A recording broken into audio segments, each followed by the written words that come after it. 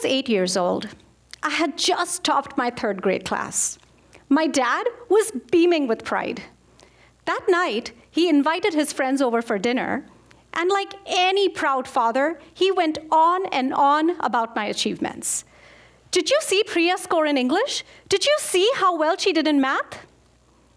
And then one of his friends chuckled and said, all that's great, Surendra, but be careful.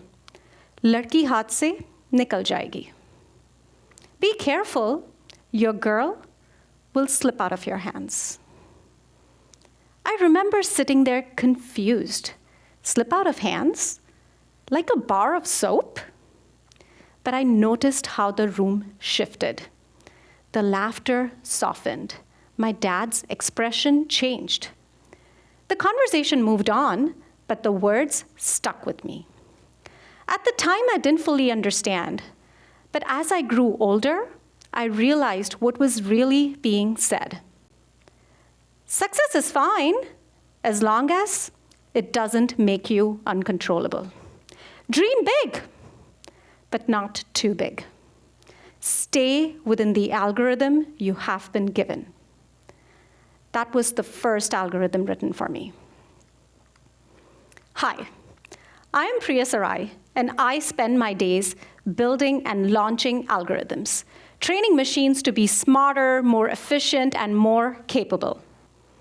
But here's something I've learned. The most powerful algorithm isn't the one in a machine. It's the one running in our own lives. And like any algorithm, it is made up of 3 key components. Discipline, that provides the framework. Passion, that gives it direction. Output, that's purpose. But what happens when the inputs are wrong?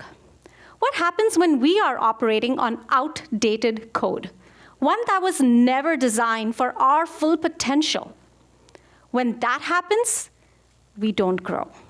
We don't evolve. And just like an AI model that hasn't been trained on the right data, we fail. Today, I'll be sharing with you how I debugged my life's preloaded algorithms. Debug number 1, passion. We all love stories about passion-fueled success. The ones where someone wakes up, follows their dream, and changes the world. But here's the bug in the system. Passion alone isn't enough. Earlier in my career, I was working on an AI-powered chatbot, one that could revolutionize customer service. We had an incredible team, we had cutting-edge technology, and we were obsessed with making it work. We poured everything into it.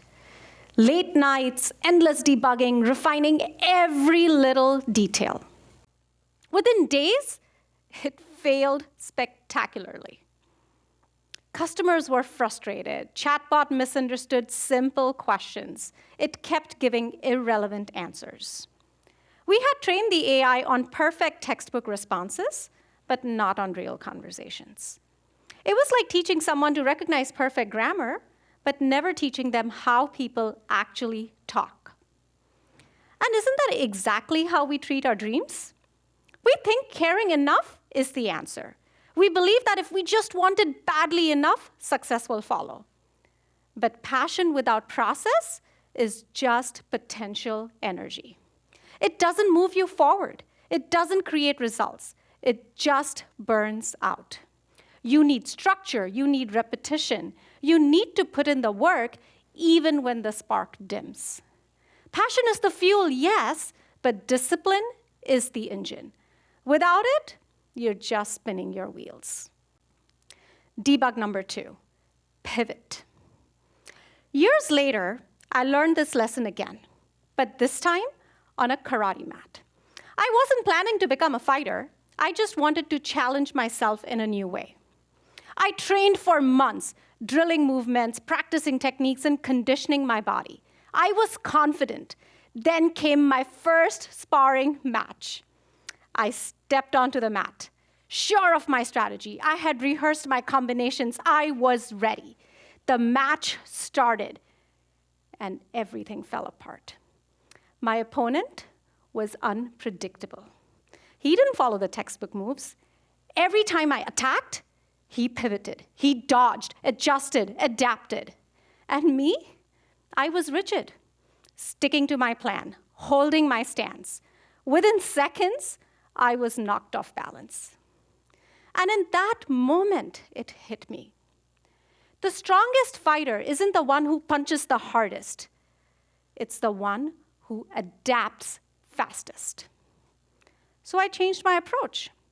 Instead of forcing my plan, I started reading my opponent. Instead of reacting, I started anticipating. And suddenly, the fight changed. That's when I realized this wasn't just about karate. This was about life. We spend years training ourselves to follow a plan. We tell ourselves, this is exactly how my career should go. This is who I should be. But when things don't go as expected, we freeze. We resist change instead of pivoting. And that's when we get stuck. Because sometimes debugging your life doesn't mean fixing the system you're in. It means breaking the system completely and rewriting your own code. Debug number 3, rewriting the algorithm of life. Let's go back to the 8-year-old me. That night, after the guests left, I turned to my dad and asked, "Dad, what does it mean your girl will slip out of your hands?" My dad smiled and said, "Priya, tomorrow you will go to school. You will ace every step of the way. You will grow to be an accomplished woman. You will see the world. You will reach new heights. You will live your life on your own terms." So, Dad, slipping out of hands is a good thing? Yes, kiddo, slipping out of hands is a great thing. As you look at these images of a girl who was never meant to stay in someone's hands, of a woman who rewrote her own algorithm, ask yourself, where are you still following a script someone else wrote for you? What outdated algorithm are you still running? You don't have to accept the first version of your story. You don't have to stay in the system you were given. Debug it, rewrite it, because slipping out of hands, that's not a problem. That's the goal.